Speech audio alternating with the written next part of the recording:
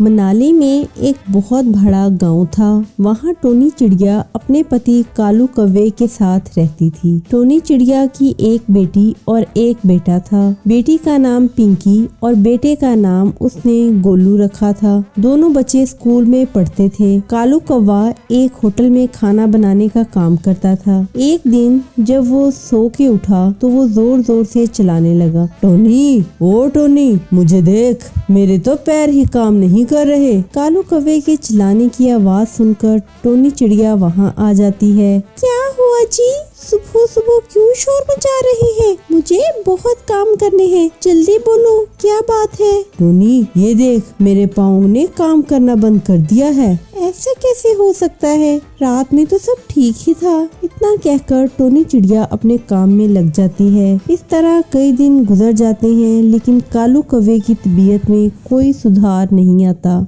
सुनो जी, घर का सारा राशन खत्म हो गया है और तुम भी बिस्तर पे पड़े हो। मैं सोच रही हूँ कि मैं तुम्हारी जगह होटल में जाकर काम करूँ। इससे घर में 2 पैसे भी आएंगे और बच्चों का पेट भी भरेगा और तुम्हारी दवाइयाँ भी आ जाएंगी। टोनी चिड़िया कालू कौवे के होटल में जाती है। जब होटल का मालिक टोनी को देखता है तो उसे डांटने लगता है। क्यों रे, कहाँ है तेरा पति? बहुत काम है उसे, देखता हूँ कौन देता है उसे कोई काम। ऐसी कोई बात नहीं मालिक, मेरे पति के पैरों ने काम करना छोड़ दिया है, इसलिए उनकी जगह मैं काम करने आई हूँ। ठीक है, अभी से लग जा काम करने के लिए। टोनी चिड़िया काम करने लगती है। ऐसे ही दिन बीतने लगते हैं। एक दिन टोनी चिड़िया भोजन बना रही होती है। तभी वो देखती है कि होटल का स्टाफ एक पक्षी को पीट रहे होते हैं। अरे ओ हरी काकी, ये होटल का स्टाफ इस पक्षी को क्यों पीट रहा है? तुझे नहीं पता? यहाँ पर तो अक्सर ऐसा ही होता है। जब कोई गरीब पक्षी पैसे नहीं दे पाता तो ये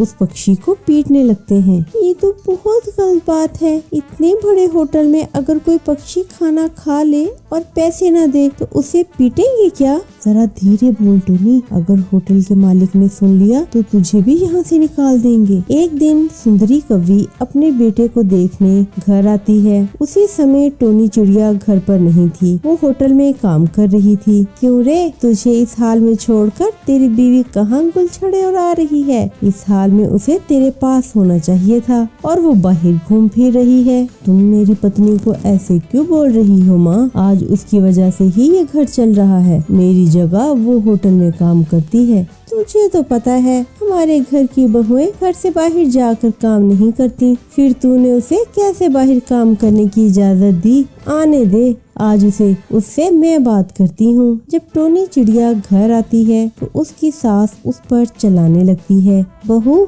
अगर तुझे बाहर काम करना ही था तो पहले मुझसे तो पूछ लेना था, मैं तुझे सलाह दे देती कि क्या करना है। दूसरे की गुलामी करने से अच्छा है कि तू अपना काम धंधा शुरू कर दे, इससे तेरा परिवार अच्छा चलता रहेगा। माँ जी, मैं ऐसा कौन सा काम करूँ? मेरी तो कुछ समझ में नहीं आता। तुझे याद है जब मैं तुझे अपने बेटे के लिए देखने गई थी तो तूने मुझे मोमोज बनाकर खिलाए थे, वो बहुत स्वादिष्ट बने थे। अरे उसी से ही तो मैं तुझे अपने घर की बहू बनाकर लाई थी। ऐसा कर बहू कि तू अपनी छोटी सी मोमोज की दुकान खोल ले।